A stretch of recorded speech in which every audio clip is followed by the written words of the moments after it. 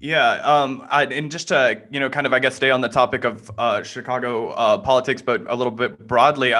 Earlier today, I saw AOC alluded that Rahm Emanuel had been floated as a potential part of either Biden's transition team or Biden's cabinet, God forbid. Rahm Emanuel, for any listeners who aren't familiar with Chicago politics, I mean, he's a disgraced Chicago politician, former mayor, current shitbag. As a Chicagoan, what's your reaction to Joe Biden being interested in working with somebody like Rahm Emanuel, who's been disgraced in the past in countless ways?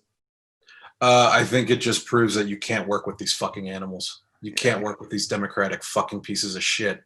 And anybody who wants you to be nice to them is trying to kill you. And I speaking very big there, but it's fucking murderous, the kind of shit that he did and the disgusting path that he leaves in his wake.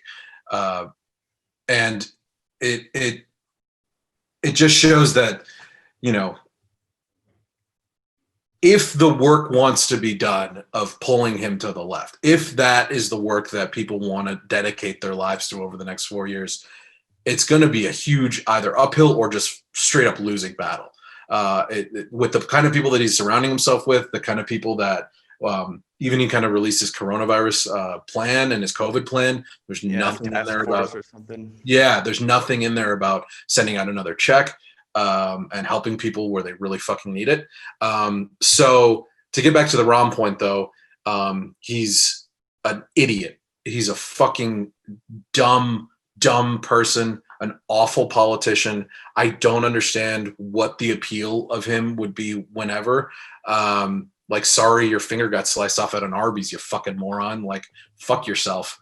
And he just fucked over poor black and brown people in this city for a very long time. Covered for the cops at every fucking opportunity.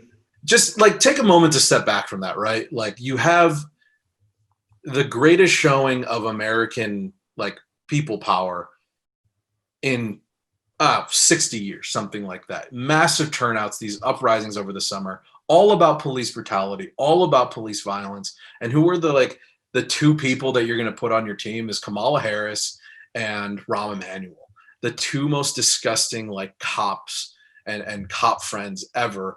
And it makes no earthly sense.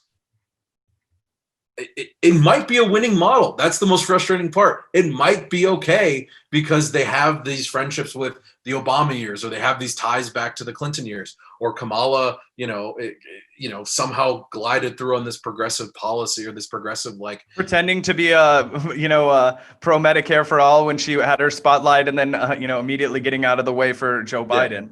Yeah. So it's fucking lies. I see it no different than how like Trump can say something fucking absurd and then we're all like, is that true? Like, we wait like 3 days to hear it be like rebuked or something. Like, it's just like, it's exactly the same. And I don't want to say it's just a politician thing, because there are some decent ones I will admit to, but it is definitely a play of traditional establishment for sure. Yeah. Oh, go ahead, Gavin. Okay, I was just going to say that, I totally agree with that. And you're absolutely right about who Biden is surrounding himself with. I mean, personally, that's why I didn't end up voting for him, just because I knew that exactly who he would surround himself with, and, the laborious, task at hand of pushing him left. And that's another question I kind of wanted to ask you. We talked a little bit about AOC and your opinions on, pushing Biden left and all that. AOC is obviously one of the most prominent, socialists in the country. She was a DSA member, obviously. What was your opinion on that strategy, of kind of just waiting until Biden is already in power and now we start, calling him out? Because in my opinion, that's a little bit backwards. If you're going to use your leverage in any serious way, it would be before he's elected. Now that he's already elected on his, coalition of suburban wine moms and boomers, I just don't see how, Colin Powell, John Kasich. Yeah, John Kasich and all these Claire McCaskill's out on TV telling the left to, go home and all. It just seems a little bit, like I said, backwards. Yeah, I mean, it's like, to throw a term in there, it's the classic Harringtonite model of the DSA. Just to kind of give some context, like, the the DSA was created back in the late 70s, 80s.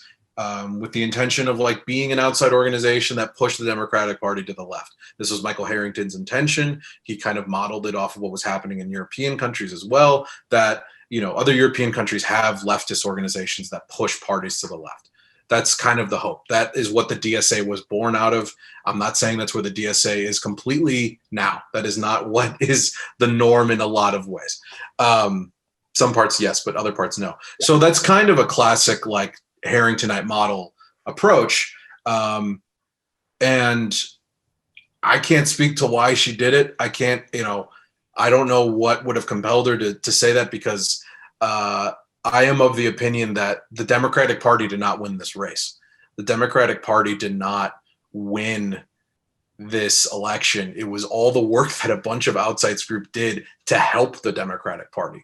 It was a bunch of fucking work that Rashida Tlaib, groups in Georgia that were working with Stacey Abrams, AOC, Ilhan Omar, all of those grassroots leftist, more left than liberal, more left than the party organizations helped them win this race more than the actual party did themselves, because the party's idea was to, it is still to give the conservative voices a lot more airtime at the DNC.